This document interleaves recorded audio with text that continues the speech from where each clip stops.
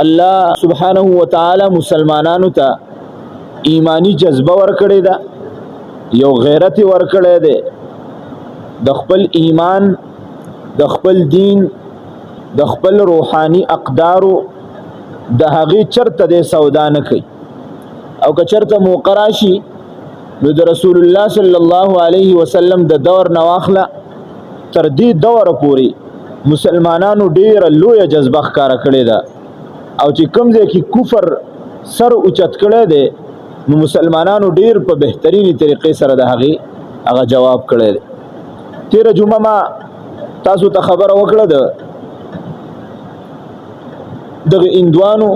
د بهارت د حملې په حوالې سره. په هغه وخت کې مسلمانانو زمونږ د پاکستان فوج هغې له لا جواب نه ورکړی، نو ما په یو بله موضوع باندې تاسو ته خبره کړې وه، او دا خبره مې هم کړې وه چې زمونږ د افواج پاکستان نه دا توقع ده چې الله سبحانه وتعالی دیو ته یو قوت ورکړی دی، دا به انشاءالله د مسلمانانو د ترقۍ دپاره دیو استعمالی. او تاسو ولیده چې الله سبحانه وتعالی په خپل فضل و کرم سره هغه قوت چې کم میلاو شوی و زمونږ افواجو ته هغه استعمال که، او دغه بهارت هغه یې د سترګو د غړولو نه وویسته او داسې خاموش که چې انشاءالله تعالی چې دا یادي نو وی به ډېر چې زه به دا چل کوم هغه چل کومه،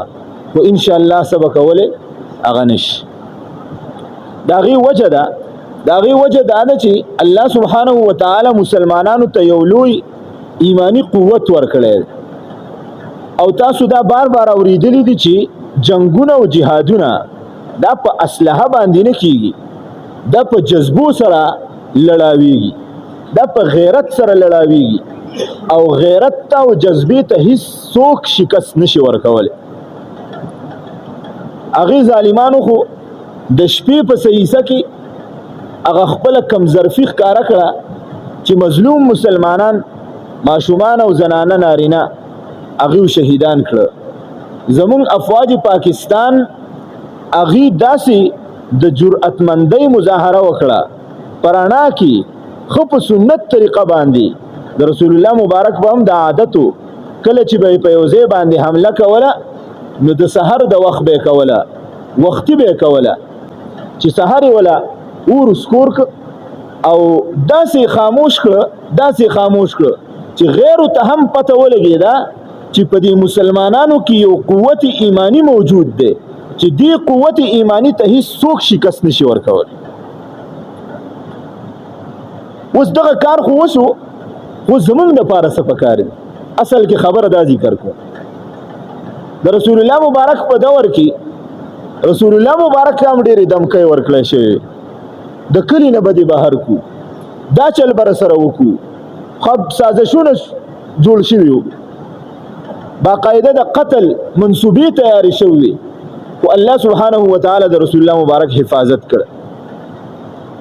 یو موقع داسې راله چې رسول الله مبارک د دغې خلکو نه هجرت هم وکړ، او چې هجرت یې وکړ نو د رسول الله مبارک ټول ژوند د غزوه بدر نه واخله د غزوه تبوک پورې د رسول الله مبارک ټول ژوند په دغه غزواتو کې هغه تیر شو، او په 27 غزواتو کې رسول الله صلی الله علیه وسلم هغه په خپل باندې شرکت کړی دی. داسې جرأتمن انسان رسول الله صلی الله علیه وسلم په یو موقع باندې په مدینه منوره کې دا خبره خره شوله چې په مدینه منوره باندې چا حمله کړې ده. د حضرت ابو طلحه رضی الله تعالی عنه د هغه نه رسول الله مبارک اس راواغسته او وروخته، او په اس باندې چې کوم سیټي چې انسان په آرام سره کینی خوېږي تینه هغه سیټ بیا هم نو، رسول الله مبارک په دقه سي کېناست او د مدینې غیر چاپیره هغه چکر ووهه، واپس راغی خلکو ته وی هیڅ د یاري څه خبره نشته ده، زه تللی ما او دا ټول ملک مې وکته د خطرې هیڅ خبره نشته. صحابه کرام فرمای رسول الله مبارک کی دومره غیرت او ایمانی جذبه دومره اوچته وا، دومره بهادر او شجاع و چې کله بس معامله رااله نو مونږ بشاته او رسول الله صلی الله علیه وسلم هغه مخکې ور روان. نو دا د رسول الله مبارک جونو چې ټول په دغه بهادرۍ کې تیر شوی ټول د جهاد نه چې کوم دی نو هغه رسول الله مبارک هغه خپل عمر خپل ژوند هغه قربان کړ دغه سي صحابه کرامو د ایمان دغه لویه جذبه د جهاد په شکل کې خلکو تخکارا کړو هم دغه وجه چې دغه قرباني ورکړې شوی نو مسلمانانو ته الله سبحانه و تعالی خپل ریاست ورک او بیا چې رسول الله مبارک په اتمه د هجرت په اتم کال باندې مکی مکرمه ته کله راننوته او د فتح مکی موقعه رسول الله مبارک مکه فتح کړی و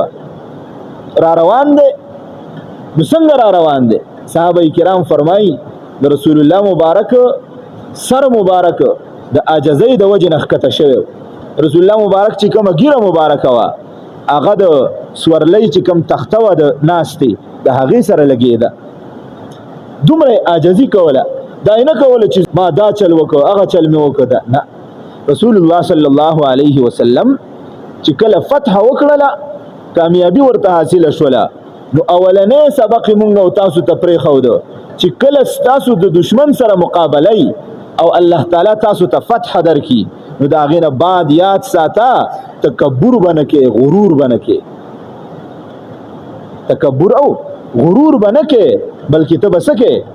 ته به د عاجزۍ مظاهره کې رسول الله صلی الله علیه وسلم د عاجزۍ مظاهره وکړه سر یې ښکته کړ او چې کله راننوته نو د خپل د حضرت علی رضی الله تعالی عنہ د حضرت علی رضی الله تعالی عنہ خور حضرت ام هانی رضی الله تعالی عنها دا غي کور ته ننوت او لول غسل وک دا غینه بعد اتر رکعات منځ وک د چاش ټیمو دا مونږ چې وتا د ساخ منځ وایو د قمون رسول الله صلی الله علیه وسلم هغه د حضرت ام هانی رضی الله تعالی عنها په کور کې وک او بیا کعبه تراغه د کعبه دا دروازه چې کومونه دا خو اوچته ده کنه دې ته چې کله څوک ورننه وځي نو اپړوي و تک دي که تاسو خیال کړئ رسول الله مبارک د قضیه کې ودرېد او اعلان وکوي چابيان د چا سره دي رسول الله مبارک دا کارونه دا په هغه دور کې تقسیم شوی د رسول الله مبارک خاندان ته بګي خدمت حواله شوی د حاجیانو هغه به د حاجیانو خدمت کا بنو هاشم دا بي زمزم دا وبه تقسیمولې په هغه دور کې نو حضرت عثمان ابن طلحه رضی الله تعالی عنہ د دیو خاندان ته د کعبه د چابيان حواله شوی چابيان به د دیو سره ور سره وي ما په आवाज باندې پوهیږي دا چابيان به د حضرت عثمان ابن طلحه رضی الله تعالی عنہ د دیو چې کوم خاندانو د هغه سره به ور سره وي په دغه وخت کې عثمان ابن طلحه رضی الله تعالی عنہ ایمان لا نه دی راوړی کافر دی ډیر اوغخته د ته چابيان راو بس چابيان ولا ورک رسول الله مبارک کعبه کولا وکړه دروازه کولا وکړه ورننوت خو د دینه مخ کې د دې کعبه غیر چاپیرا 360 بوتان پراته د ظالمانو با د هغه عبادت کاو هغه به خپل خدایان منه او خو مضبوطی ودرولي چې هوا سیلې جاکړ باران غورځینا خو مضبوطی ودرولي د رسول الله مبارک په لاس مبارک کې لختوا او دا آیت به وی جاء الحق وزهق الباطل ان الباطل كان زهوقا یو بوت له داسې ورلاغه لخته او هغه بوت به غورځیدو ټوکلي ټوکلي بکیده دقه 360 بوتان رسول الله مبارک په هغه لخته باندې گزار کړ او ټوله مات بیا چې دنه رسول الله مبارک تشریف یوړ نو دنه په دې کعبه کې دې ظالمانو مشرکانو داسې طریقه کار کړو چې د حضرت ابراهیم علیه السلام او د حضرت اسماعیل علیه السلام د هغې مجسمې جوړې کړې شکلونه د هغې په نوم باندې جوړ کړي لاسونه ول هم جوړ کړي او په لاسونو کې ورله داسې تیلې ورکړوي غشي به وپکې غشي او چې څوک به چېرته سفر لته یا به څه کار کاو نو هغه به د کعبې ته ورننواته په هغه لاسونو کې تیلې هغه بوتانو له ورکړي وي لاس به پکې ورښکته په یو غشي ویې لیکلي لا چې نه او بل غشي ویې لیکلي نعم چې آو نو چې مثلا څوک به سفر لته چرته بهر ته به ته لرې به ته تجارت دپاره یا د بل څه دپاره یا څه جنګ منګ له بتله نو دیو به ورله تیرې نه به هغه شي راوچت کړه پال غونده کې به ورته وي دیو پال نو چې په څه باندې به یې لیکلي وو لا نو دی به وي هلکه خدای راته ووي چې مزه د لا معنی ده نه خدای راته ووي چې مزه نعوذ بالله او چې لیکلي به وپې نعم داسې غشی به راوچت شي نو بیا به یې ویره خدای راته وایي چې زه لاړ شي او بعضو روایتو کې راځي بعضې غشي به پکې خالي و خالي په هغې باندې به نه نعم لیکلی او نه به یې پې لا لیکلی نو چې خالي غشی به کله راوخته نو دیو به وي هله خدای پکې سوچ کوي خدای پکې وي سوچ کوي نو په دویم ځل به بیا غشی راوچت دا د هغو منګړت سوچونه رسول الله مبارک چې کله ورننوته کعبې مکرمې ته نو دغه بوتان دی بهر ته راوویسته او دې مشرکینو ته خیرې وکړې چې الله تعالی دې دا مشرکین تباه و برباد کړي چې دیو داسې معظم انبیاء کرام حضرت ابراهیم علیه السلام او حضرت اسماعیل علیه السلام هغه پرې نه ښوده او د جوارۍ دغه نشانې ورته په لاس کې ورکړې حالانکه حضرت ابراهیم علیه السلام او حضرت اسماعیل علیه السلام جواری نه وکړ د هغې مجسمې راوویستلې هغې چې کوم بوتان جوړ کړي هغه یې د کعبې نه بهر ماتې کړل د ابي زمزم په اوبو باندې بیا دا کعبه ووینځله رسول الله مبارک دننه ورننوته او 2 رکعاته مونځ یې ادا کړ د دې ټولو خبرو مقصد دا دی چې یعنې کله رسول الله مبارک ته فتح میلاو شوله رسول الله مبارک 2 کارونه ډېر په پابندۍ سره کړي یو کار یې دا کړی دی چې د عاجزۍ مظاهره یې کړې ده مونږ او تاسو له هم په دې موقع باندې پکار دی مونږ خو نن شکریه مناوو چې الله تعالی مؤمنانو له فتح ورکړه دغې ظالمانو چې کومه حمله کړې وه نو هغه حمله ګوره یاد ساته هغه په اسلام باندې حمله وه هغه په مسلمان باندې حمله نه وه هغه په پاکستان باندې حمله نه وه هغه په اسلام باندې حمله وه وجه یې څه ده وجه یې دا ده چې اولنی چې کوم ځای هغې ټارګېټ کړی نو هغه د الله تعالی کور هغه د الله تعالی کور د الله تعالی کور یې ټارګېټ کړ الله تعالی ورته داسې سبق ورکړ د افواج پاکستان د مظاهرې د هغو د مجاهدې او کوشش په صورت کې چې عمر بر به یاد ساتي نو دا تاریخ ته دا را روان دی اولنی کار به مونږ دا کوو چې د عاجزۍ مظاهره وکړو دویم کار دا چې مونږ به شکریه ادا کوو د الله سبحانه وتعالی په دنیا کې چې څومره زمینی جنگونه شوي دي د کفر او د اسلام نو هغه چرته کې کفر نه دی ګټلی هغه اسلام ګټلی دی که غیر هغه ترقي چرته ظاهري طور باندې د څه وخته پورې مومي نو یاد ساته هغه هوایي مومي مسلمان ته غاړه په غاړی باندې نشي ورتلی د مسلمان مقابله نشي کولی ولې مسلمان ته الله سبحانه وتعالی قوت ورکړی د رسول الله مبارک د دور نه راواخله حضرت انس ابن نضر رضی الله تعالی یو موقع هغه به فرمایل کاش چې داسې موقع راشي د جهاد او زه میدان ته وځمه نو زه به الله ته هم وښیمه او مؤمنانو ته به هم وښیمه چې زه څنګه جنګ کوم دغه صحابي حضرت انس ابن نضر رضی الله تعالی یو موقع راله د جهاد دپاره د میدان ته ووت په جهاد کې دی مصروفه شو سخت جهاد د وکړ دی وجنګېده دومره وجنګېده چې د هغه شهادت وشو دی شهید شو او د په وجود باندې وای د ذرې برابر داسې ځای پاتې نه شو چې په هغې باندې زخم نه ولګېدلی دې خوا ګورئ ما ته متوجه شي د حضرت انس ابن نضر رضی الله تعالی په وجود باندې د ذرې برابر داسې ځای نه و چې په هغې باندې زخم نه ولګېدلی چې کله شهید شو نو بیا پیژندلی کېده نه هېڅ پته یې نه لګېده چې دی څوک دی د ده خور حضرت انس رضی الله تعالی عنه فرمای زما ترور او د ده خور هغه راله نو دی وکته راوی کته نه پیژاندلی کېده. اخر دا چې بیا د دې ګوتو د دې سرونو نه وپیژانده چې دا زما ورور دی حضرت انس ابن نضر رضی الله تعالی. مسلمانانو داسې قربانۍ ورکړي، دومره عظیمې قربانۍ ورکړي او بلکې دومره لوی قربانۍ ورکړي دي چې په یو موقع باندې حضرت سعد ابن ابي وقاص رضی الله تعالی او حضرت عبد الله ابن جحش رضی الله تعالی دیو ناستي په خپل کې مشوره کوي، غب شپ لګي. دا یو بل ته وی لاسونه اوچت کا، نن زام دوا کوما او تام یو دوا وکا. نو دعا د پاره لاس اوچت. عبد الله ابن جحش رضی الله تعالی هغه دعا وغوښتله چې زه به دعا کوم ته به راس امین وایا. دعا یې دا وغوښتله ربه سبا به زما د دشمن سره ملاقات کیږي په جنگ کې، ربه چې دشمن سره زه مقابله وکما، زه د هغه سره وجنګېږم او بیا هغه ما ووجني، زه شهید شمه او دغه دشمن زما پوزه کټ کی، زما غوږونه کټ کی، زما اعضاء جدا جدا کی،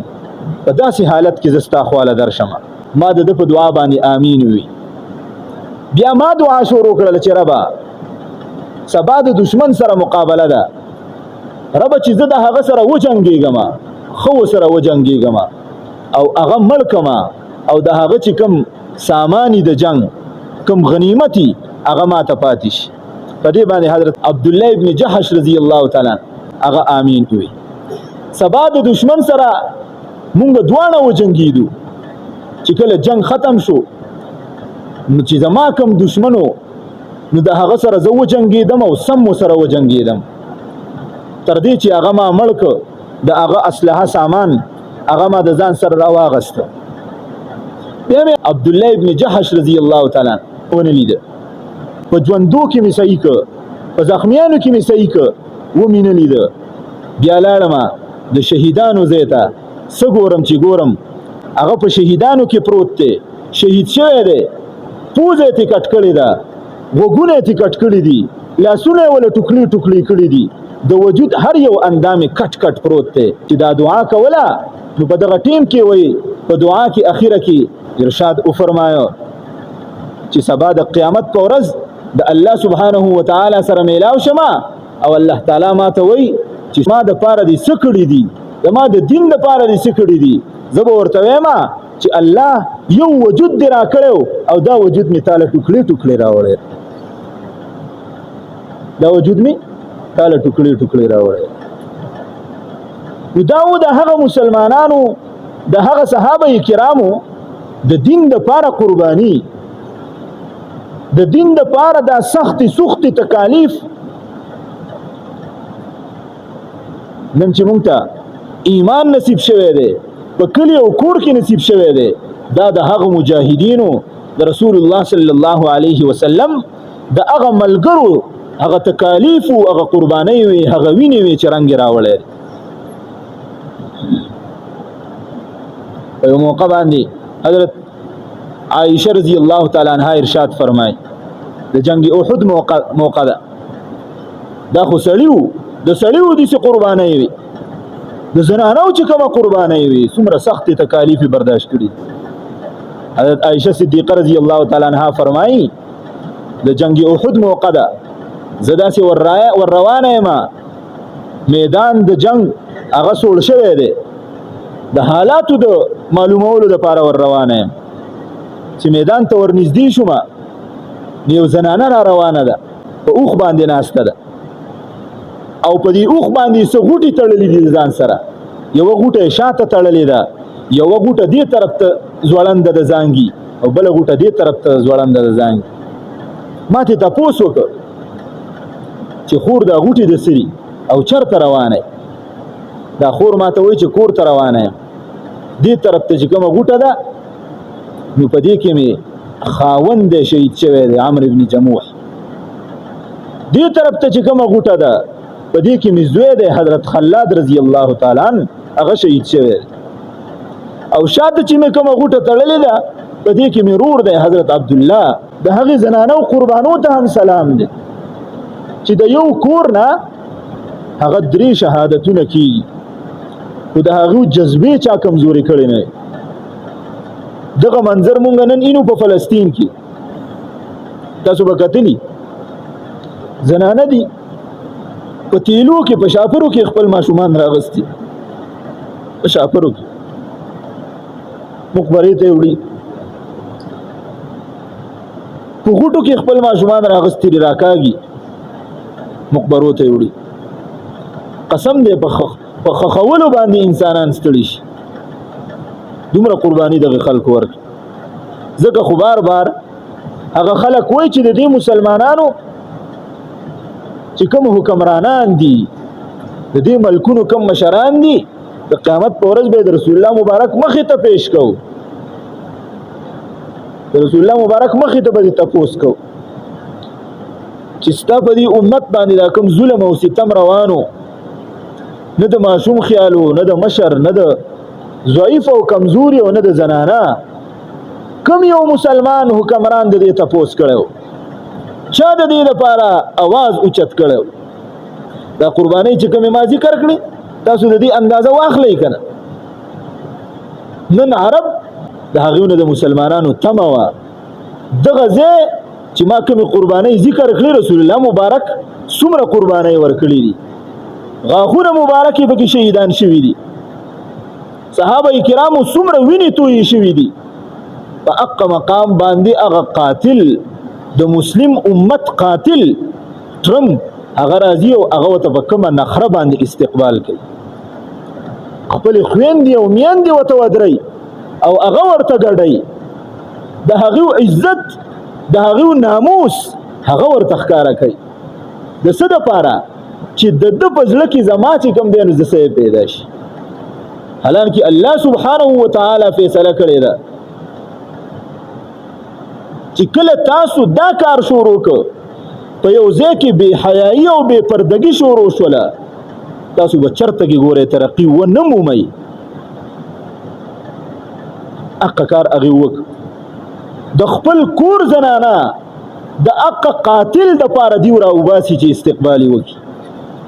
په داسې بے پردګۍ کې چې انسان حیران شي رسول الله صلی الله علیه وسلم یو ورځ په مسجد نبوي کې ناشته او جاړي او د جړه आवाज کور ترازي حضرت علی رضی الله تعالی عنہ حضرت فاطمه د لاس نونی ولا او راځه مسجد نبوي ته ځو چې رسول الله مبارک په سبا باندې جاړي سو وجه دي چې شوی د رسول الله مبارک خفه دی او جاړي او اوازونه هغه زمون کور ترازي دوانه لاړ رسول الله مبارک خواته کېناست رسول الله مبارک په سجده باندې سر پروت دی حضرت فاطمه رضی الله تعالی عنها هغه په مخ باندې لاس کړي هغه اخوال رسول الله مبارک محسوس کړي چې دا زما لور ده را پاسې ده تپوس تی کوي دا الله رسول څه چل شوی دی چې دې سجاړي رسول الله مبارک ارشاد فرمایي ما ولید چې زنانه دي په جهنم کې دي د وختونه نیولې شوی دي او چغه وایي چې زموږ مدد د پاره څوک راشي خلک ورته ډیر شي ولاړ دي هیڅ څوک مدد لنه ورزي دا الله رسول دا څوک دي دا زنانه نبی کریم صلی الله علیه وسلم ورته ارشاد فرمایي دا هغه زنانه دي چې په دنیا کې به دیو نری صادرونه استعمالول د دیو وختبه د صادر نه بهر ښکارېده نن ورته الله سبحانه و تعالی دا عذاب ورکړي ته اوس اندازه ولګه وکنه رسول الله صلی الله علیه وسلم ارشاد فرمایي دا کم خلق چې ورته ګوري په دی باندې هم لعنت ته او دا کم خلق چې ورته ځان خې په دی باندې هم د الله سبحانه و تعالی لعنت د غزه خداسي مقام لري د غزه خداسي مرتبه لري چې په د غزه کې حضرت فاطمه رضی الله تعالی عنها هغه د دنیا نه رخصت شوې ده او ارشاد فرمایلی وو دغه متوجه شي ارشاد فرمایلی وو حضرت فاطمه رضی الله تعالی عنها چې ذکلا وفات شمه نو زما د کم د مړي چې کم هغه کټي زما د مړي په دغه کټ باندې با اوګدي څنګه ودروي لرګي به ودروي چې خلکو ته زما د وجود ساخت معلوم نشي چې فاطمه غټه وکوړه وا وجودي سمرو چې صادر په ما باندې د پاسه اوچت د زنانه خو یو وختو هغه پرده ده رسول الله صلی الله علیه وسلم خو لعنت لګلې ده په داسې خلکو باندې قران کې الله سبحانه و تعالی فیصله کړی ده ولا تبرجن تبرج الجاهلیه الاولى وقرن في بيوتكن ولا تبرجن تبرج الجاهلیه الاولى اے خلق زنانه دی په کور کې کینی د کور نه بهر ته نه راوځي ولا تبرجن تبرج الجاهلیه الاولى د جاهلیت کارونه دی نه کوي نن چې کوم کار دی وکړی دی او کوم خپل کردار ښکارا کړی دی یاد ساته د اق زول جاهلیت هغه کردار ښکارا کړی کله نا کله په دغه خلکو کې د جاهلیت هغه نشه راوچتیږي اق نشه به نه راوچته شوی پورا امت مسلمه هغه کوسترګه کړی دی دغه خلکو د خپل عیش او عشرت لپاره د غیر په زړونو کې د ځان د منصب د اوچتولو لپاره د هغه د خوشنودۍ لپاره هغه ټول امت مسلمه سترګې ښکته کړي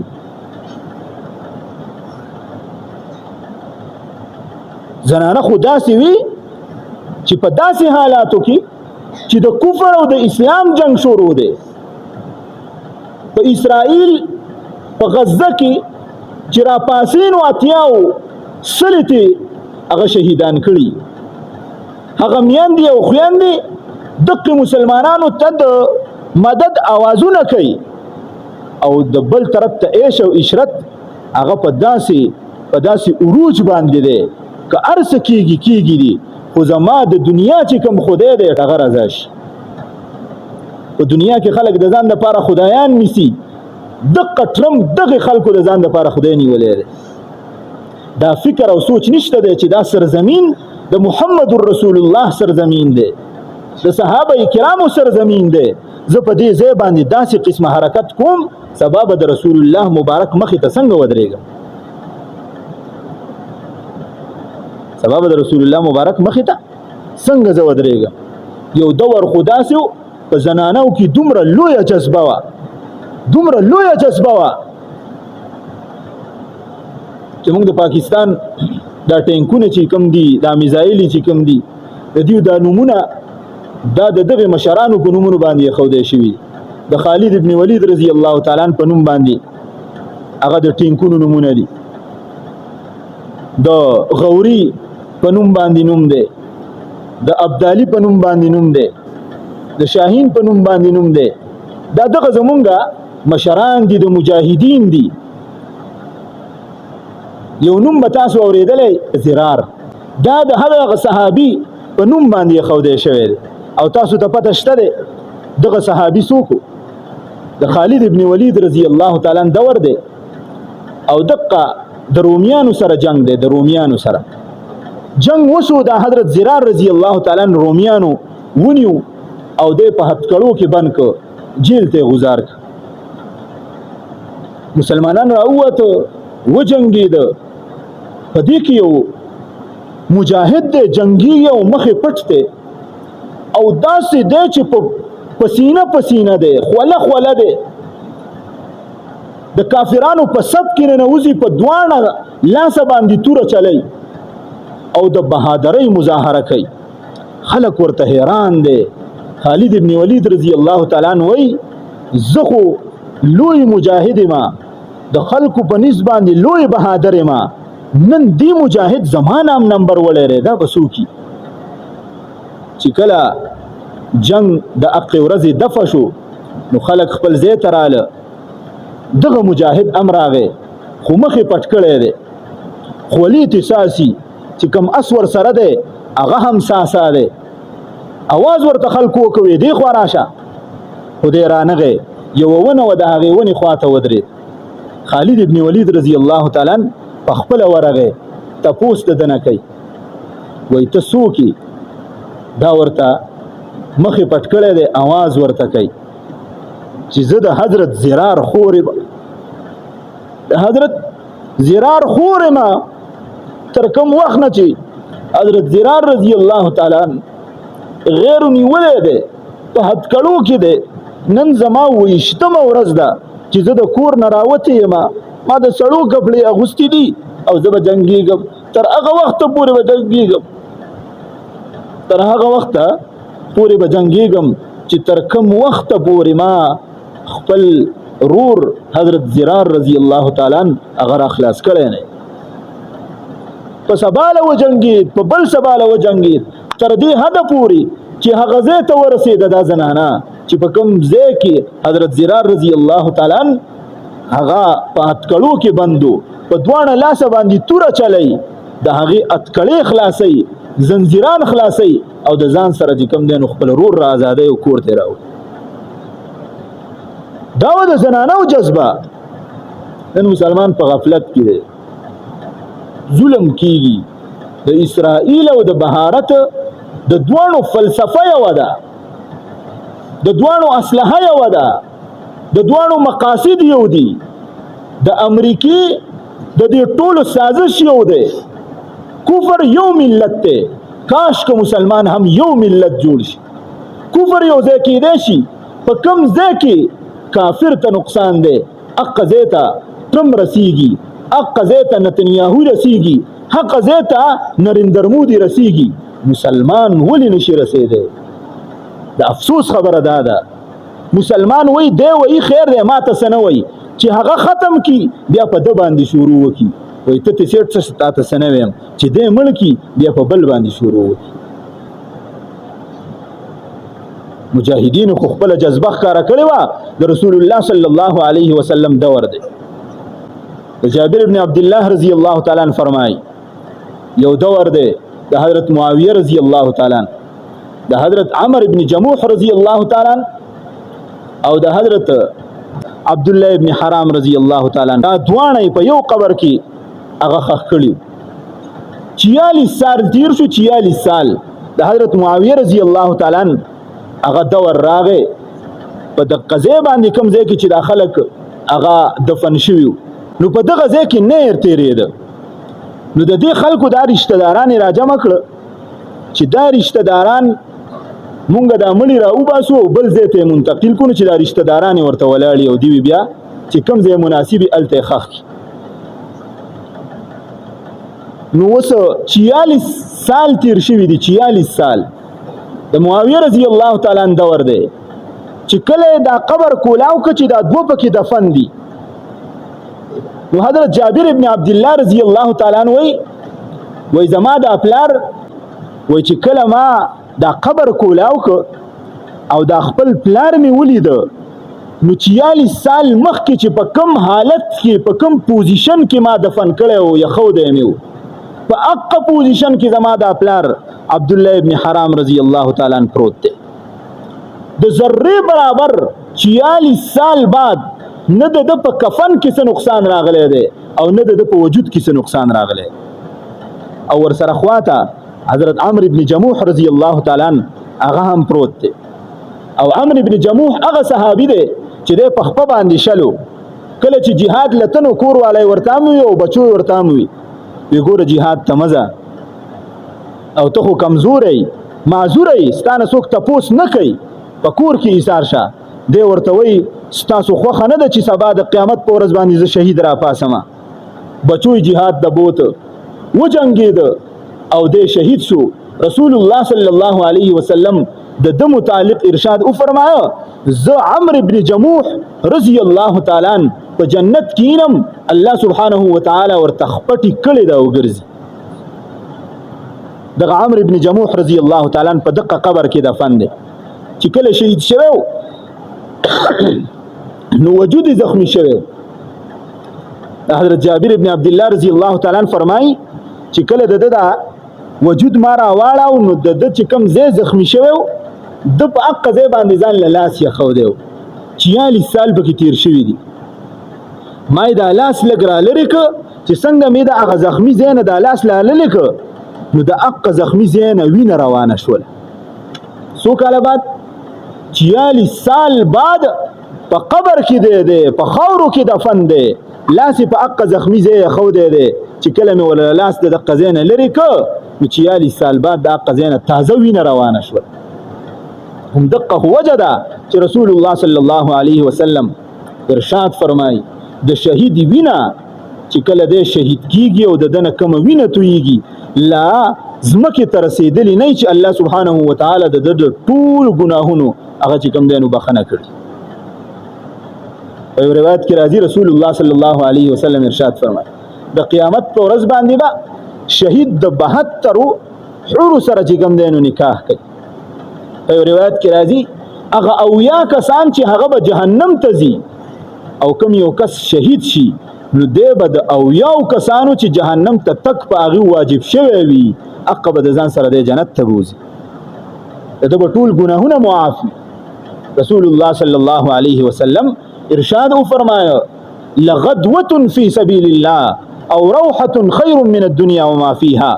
چې یو ماخامه او یو سحر د الله سبحانه وتعالی په لار کې پیرور کول د دین د سربلندۍ د پاره جنگیدل خیر من الدنيا وما فيها دا د دنیا نه ام بهتره ده. رسول الله صلی الله علیه وسلم ته قران کې الله سبحانه وتعالی ارشاد فرمایي یا ایها النبی حرض المؤمنین علی القتال چې اے نبی ته مسلمانان مؤمنان هغه د جهاد د پاره تیار کا. نن چې دا کوم خبره ما وکړي دا دقه په قران باندې ما عمل کاو چې څنګه رسول الله صلی الله علیه وسلم ته الله سبحانه وتعالی حکم کړو چې ته مؤمنان د جهاد د پاره تیار کا. نن زمونږ د आवाज او نصیحت د دې لپاره دی چې په هر وخت کې په هر آن کې چې مونږ د جهاد د پاره د دین د سربلندۍ د پاره د دین د پاره د قربانۍ دا مونږ تیار یو. الله سبحانه وتعالی با په دې باندې مونږ اجر راکړي. وجه دا ده رسول الله صلی الله علیه وسلم ارشاد فرمایو کوم یو کس مړ شو د جهاد ونکو یا د پزړه کې د جهاد جذبه راوچته نشوله نو د په نفاق باندې مړ شو د کفر په یو شوبه باندې مړ شو نو ان شاء الله د جهاد جذبه به ساتو بزړه کې کنه